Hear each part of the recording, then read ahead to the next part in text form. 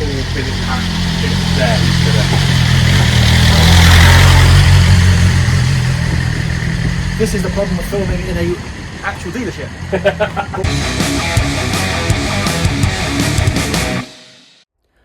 For those that know me the best, they all know I'm very rarely speechless.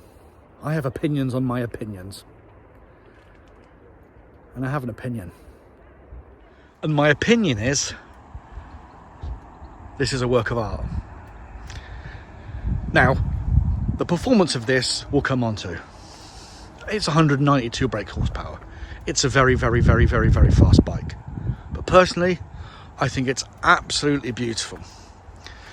The M Sport package is all the extras you could ever hope for. From carbon fibre wheels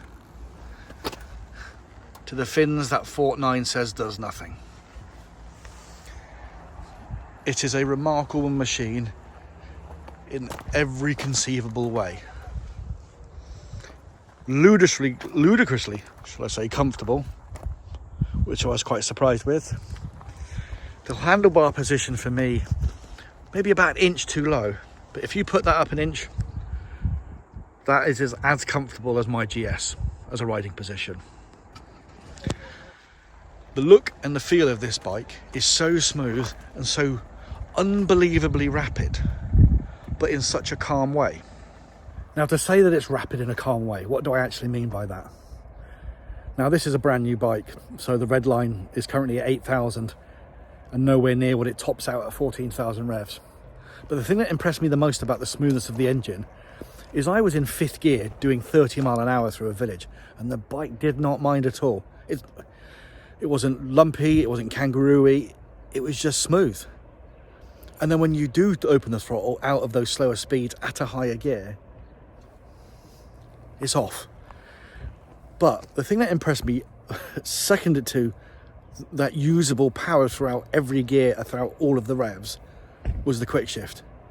That's the smoothest gearbox I've had. It makes my Ducati gearbox look like a tractor's gearbox. Let's have a bit closer look at it.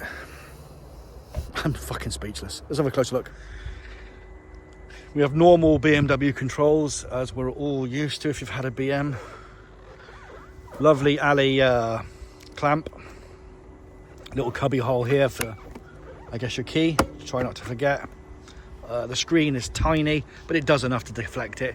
It's by no means a no wind tourer, but it does enough. The mirrors were very pretty, and I loved the look of them, but I'll be completely honest to say, particularly out of this right one, there was a little bit of vibration, which I could get used to, but that would be, I guess, a frustration. As I mentioned, the seat is fantastic. No complaints there. From the front, very aggressive looking. I do like this traditional BM M colours, but I do prefer the black version, if I'm completely honest. That's not to say that this isn't gorgeous, but I do prefer it. The winglets there are very nice. Don't know how much I'd use them riding to Waitrose, but nonetheless. And with the Akropovich, or Akropovich, depending on your pronunciation, race can. Unfortunately, with the collector box, I'm sure you could get a full system to remove that and let it sing. But all of the detail on this bike is so clean. Particularly, I'll have another close look at these wheels. I don't know if we can catch it. The carbon fibre detail is stunning. Be really interested to know what weight that's saving. So all in all, this is a phenomenal machine. If you're thinking of getting a race bike, and unless you're very good at yoga and can bend yourself in half and it not hurt, this has to be a consideration. The performance power is the same. It's the 1000RR engine, but in a much more convenient package. Yeah, really, really cracking bike. I would love to have a go at this on a track. Not that I would make any use of it whatsoever. And I'd love to have a go at this when we have the full use of the red range, when it's not so new. And the funny thing was, when Steve said I could take this bike out, he did say to me, don't kill yourself. Upon him saying don't kill yourself, the first thing I thought was, this bike's going to eat my face off. 192 brake horsepower, it's an M bike, etc, etc, etc. But it is such the mild-mannered janitor. But it will rinse everybody, should you be good enough to do it. I won't lie to you, the seat height is pretty high. It doesn't come with a low chassis option, although there is a low seat option, and we'll have a look at the seat height now. But the low seats for the traditional XRs, I'll be honest, aren't the most comfortable things in the world. But I think if you got used to it, because of the rest of the package, the bike is so perfect, I think you can forgive its height and perhaps your tiptoeiness. So for those that don't know, and you just saw the seat height there, I am 5'8" with a 29-inch side leg, and it is pretty tall for me. There's no mistaking it. What I haven't done previously on any of these reviews is have a listen to the engine. Now, because we have a special exhaust and a special bike, I'm not sure how well this microphone will pick it up, but let's have a go.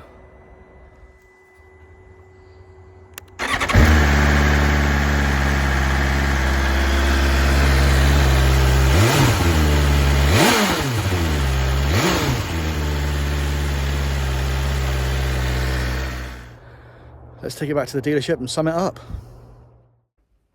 Hi there, just a quick note before you get to the next bit. I had a fair bit of background noise on this one and my microphone was playing up, so I put subtitles on, so you might want to turn the sound down. Hope you enjoy. Cheers. So back here again after a phenomenal ride on this incredible bike, again by Steve Ridge, salesman here at Love It Motorrad. Steve, the thing I'm most interested from a dealer's perspective is who's the market for an MXR? So personally, I think it is amazing piece of kit for those that have spent a lot of their life on sports bikes. So for arcade double R's, single R's, those sort of things. We all get slightly older and just want to spend less time in that position.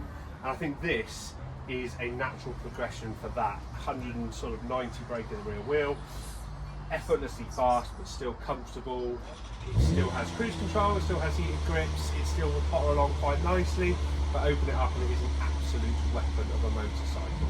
Fantastic piece of kit, but yeah, I think that's your market. People like myself who spend a lot of life on sports bikes, and yeah, I would, I'd have this in a second. So this one as it stands, what does this have different to over a bog standard XR? So the standard, so the difference between this and a normal S1000XR. So the biggest difference is obviously the engine. So this has the engine from the S1000RR. So it's the shift cam technology. It is just over 200 brake horsepower, as opposed to the standard, which is about 100. Well, the newer version is 170 brake, which is about 35 horsepower more. Obvious things are things like the wings, these little bits and extras. This has the option extra to have the bar and wing mirrors. Comes with things like the billet pack as well, acro exhaust. This one has the optional carbon fibre wheels as well, which is a lovely option. So yeah, and all these, and the fully adjustable preloading suspension as well is another big difference between this and the standard. Adjustable front forks as well. So that's one of the biggest differences. It's that extra bits that you would normally get on a standard XR, and you can get on things like the double R's, the M Sport double R's, and stuff like that. That just means you can, set it up to be quite a comfortable normal machine, but it will still go around the track, and has been around the TT, as quite a pace, basically. So one thing I am curious about, because I am a short arse and you're a giant of a man, this bike I'm very much on my tiptoes here, so how do you get around convincing or not convincing customers who perhaps are challenged in the leg department for such a full bike? You can get a lower seat. They don't do a lower chassis model yet. We may see one in the future. You can get a lower seat. We'll take another 20 mil out of it. But the easiest thing is height doesn't matter unless you stop. So if you never stop, you never have to put your feet down. So that's true. That is the easiest thing. Or maybe some high hills. But yeah, you can get a lower seat, which is about 20 mil difference, which will drop it down. You can with the preload, you can drop it slightly, but yeah, unfortunately, there's not a low chassis quite yet. So this bike as it is today, what does this stand at? So this will be, so the bike starts at 22,580. This has, because it has the carbon wheels, we're looking at around about 25 for this. Then the next stage up is the full competition version, which comes in the black. that has the full carbon fibre pack. Sorry? I didn't realise the black was competition owners. Yes. Okay. So that will come with carbon fibre, front mudguard, rear mudguard, the chain guard, the wheels are standard. It also has the full billet pack. So this one has the levers, but that is the full billet pack there.